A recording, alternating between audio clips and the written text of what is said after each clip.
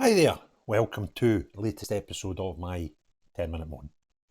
It's a sad one, sorry to be the bearer of some bad news to some of you, but this episode will deal with the YESBAR closing permanently.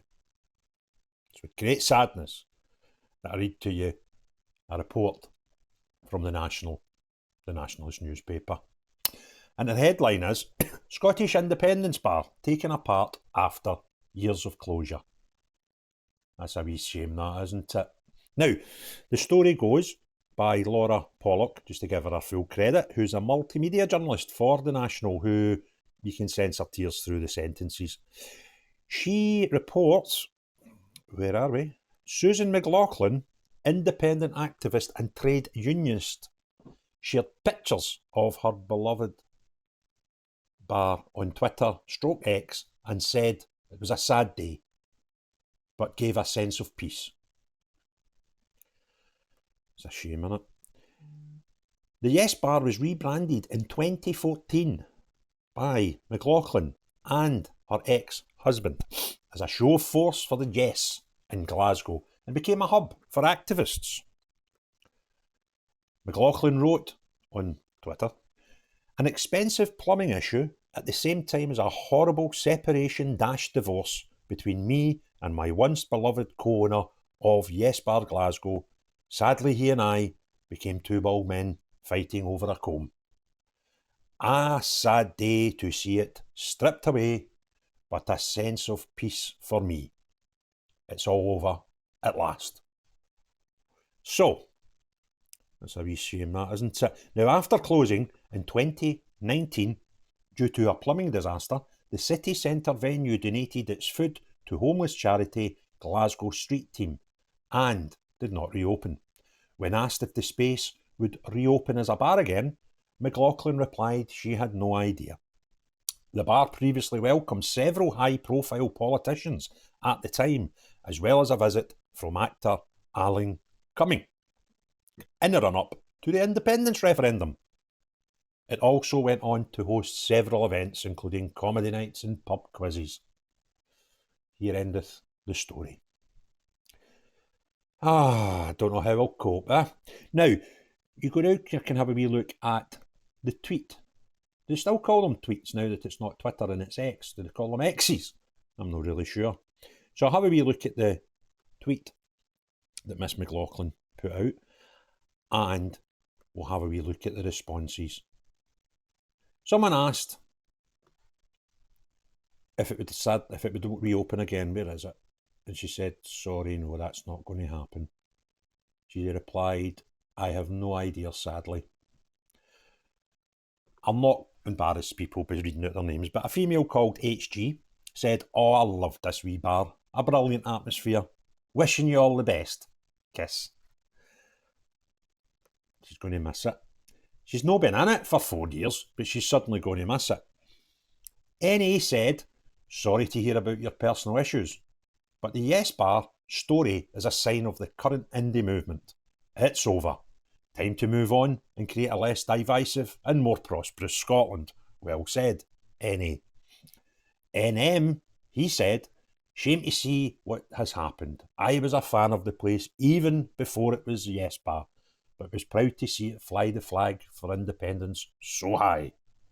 And the girl L McGee, I recognise her. I think she's had pops at me before. Will it ever reopen as a pub? I loved going to O'Henry's and YESBAR. The wee soul MG. M McGee. Where are you going to go now? What I find bizarre is the place shut 4 years ago, nearly 5 years ago, when this had this proper plumbing problem. And they're all greeting. Do you know what I mean? You think they were over it by now? They've not been in it for 4 years. And one thing I used to find bizarre about it was the drinks industry's no an easy gig, right? Especially now in city centres that the council keep, making it more difficult for you to visit because of the LEZ and the now the increase in parking and just the general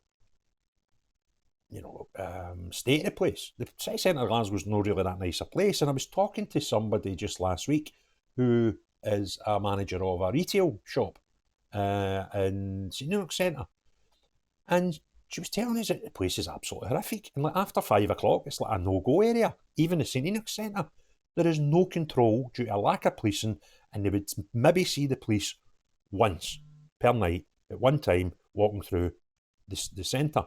So any of the local jobs that wanted to hang about with it and it was getting used as a hangout rather than a shopping centre at night, they would know what time they were there, and as long as they were there after that or before that, they would never get into bother. So anybody having a pub in the Glasgow city centre right now, and probably most city centres to be honest with you, it's a tough gig. And although no doubt to run up to the referendum when the city centre was full of wahoos shouting mad stuff about independence, and probably accounted for about 80-90% of the people in the city centre in the run up to independence, if you remember what George Square was like. I can imagine you get a turn then, right, for a few months, weeks running up to it. But after that, okay, Glasgow probably had a higher portion of yes voters than other places in Scotland, but across the nation, they were still in the minority. So why would you want to open a pub at a time where it's difficult for pubs? And basically, you're telling half your possible clientele not to bother coming in because they were wearing their politics on their sleeve. I found that bizarre. And I thought when it opened up, it was just going to be the YESBAR for like a couple of months, and then would revert to a normal bar. That did they put off half its potential clientele before they get in the door? But it never. And then it shut down in 2019, and what we've led to believe is that it was some sort of plumbing thing that caused this bar to get shut, nothing to do with custom. But I found that odd at the time, and I really don't have any pity for any business owner that wants to make me as a customer not want to give you money.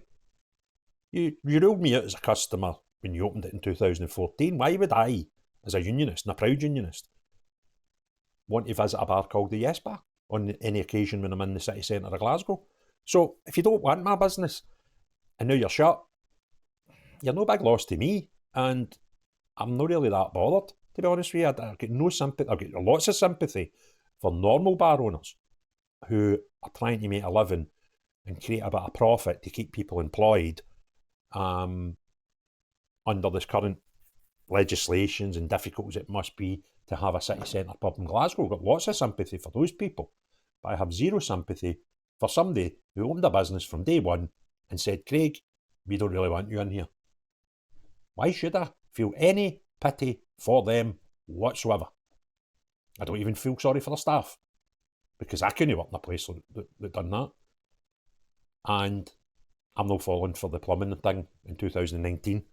I think you were probably just suffering, and there was something to do with the plumbing, but I don't know how you shut. And it's been shut for 4 years, and now that's it, stripped bare. There's photographs, I'll try and put them on to the video. So there you go. What can we learn out of that?